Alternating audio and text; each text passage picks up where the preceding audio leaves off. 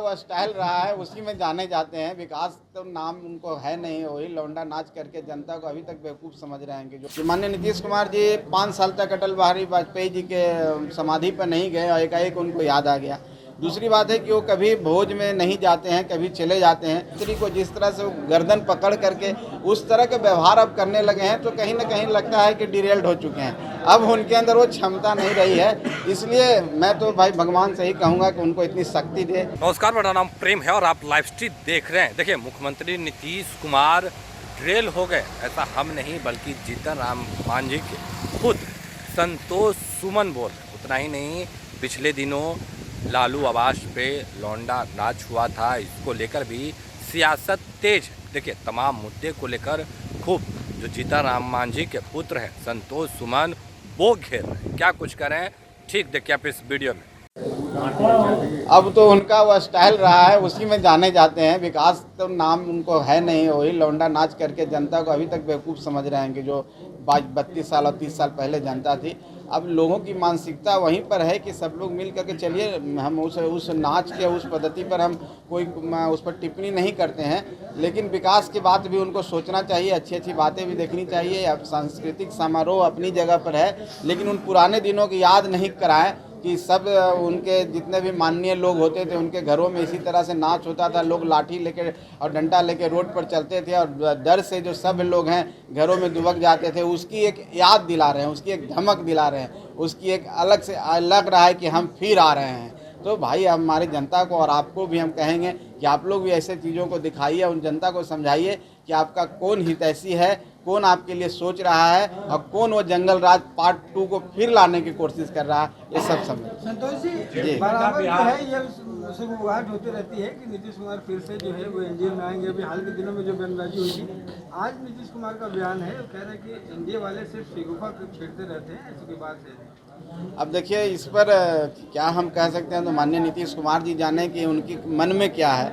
लेकिन एक बात तो हम आपको कहना चाहते हैं कि माननीय नीतीश कुमार जी 5 साल तक अटल बिहारी वाजपेयी जी के समाधि पर नहीं गए और एकाएक उनको याद आ गया। दूसरी बात है कि वो कभी भोज में नहीं जाते हैं, कभी चले जाते हैं। कभी प्रधानमंत्री जी के नाम से उनको परेशानी होती है, वो सिर्फ अटल बिहारी वाजपेयी जी, क्योंकि भारतीय जनता पार्टी में एक ही व्यक्ति हैं अटल बिहारी वाजपेयी जी, और जबकि वो माननीय प्रधानमंत्री जी के साथ भी उनके प्रधानमंत्रित्व काल में भी वो एनडीए के घटक दल थे। तो दो बातें वो करते हैं, एक बात करते हैं कि वो मुझे पसंद नहीं और एक बात कहते हैं एक पसंद है। तो तो हमारे दो हाथ हैं, एक दाहिना है एक बायां है, दोनों मेरे हाथ हैं, दोनों मेरे लिए अच्छे हैं। तो हम कैसे कह सकते हैं कि हमारा ये हाथ हमारा अच्छा है? तो निश्चित तौर पर छटपटाहट है। बार बार कह रहे हैं चुनाव पहले हो जाएगा, तो लोकसभा चुनाव के पहले की बात नहीं कह रहे हैं, विधानसभा चुनाव के पहले बात कर रहे हैं। उनको लग रहा है कि हमारा जो पकड़ है जनता में कमज़ोर हो चुका है, तो हम जल्दी से चुनाव करा लें। तो लोगों को इनडायरेक्टली बता रहे हैं, मैसेज दे रहे हैं कि चुनाव पहले हो जाएगा।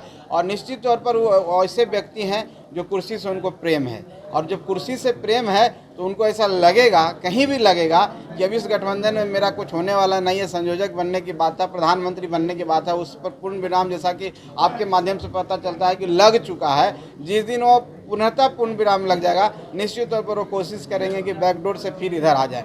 लेकिन अब तो तय करना है बड़े दलों को, भारतीय जनता पार्टी को क्या नीतीश कुमार जी को कैसे समझते हैं। लेकिन जहाँ तक मेरी अपनी निजी राय है कि आज के समय में नीतीश कुमार जी का जो प्रशंसनीयता है, जो समाज में आज पकड़ है, वो ख़त्म हो चुका है। नीतीश कुमार जी अब एक इतिहास पुरुष के रूप में अब जाने जाएंगे। अब उनका जो समय था वो ख़त्म हो चुका है। आप लोग देख रहे होंगे किस तरह से काम करते हैं, टीका पर टिप्पणी करते हैं। पहले भी टीका लोग लगाते थे, आज टिप्पणी करते हैं। एक माननीय मंत्री को जिस तरह से गर्दन पकड़ करके उस तरह के व्यवहार अब करने लगे हैं, तो कहीं ना कहीं लगता है कि डिरेल्ड हो चुके हैं। अब उनके अंदर वो क्षमता नहीं रही है, इसलिए मैं तो भाई भगवान से ही कहूँगा कि उनको इतनी शक्ति दे और इतनी क्षमता दे कि उनका जो व्यक्तित्व था वो उसमें निखार आया, उनकी जो क्षमता थी उसमें भी निखार आया, ताकि अभी जो समय बचा है, साल 1.5 साल, उनको वो कुछ जनता के सेवा में लगा सकें। ऐसे अब चुनाव आएगा तो उनका अस्तित्व अब नहीं रहेगा, वो खत्म हो चुका है।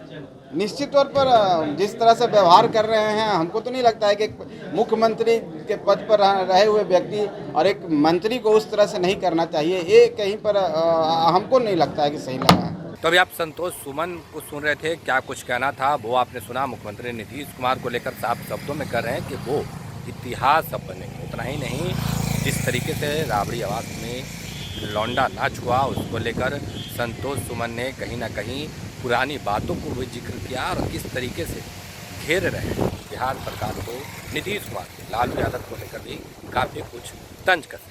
बाकी की तमाम खबरों के लिए बने रहे लाइव स्ट्रीम। धन्यवाद।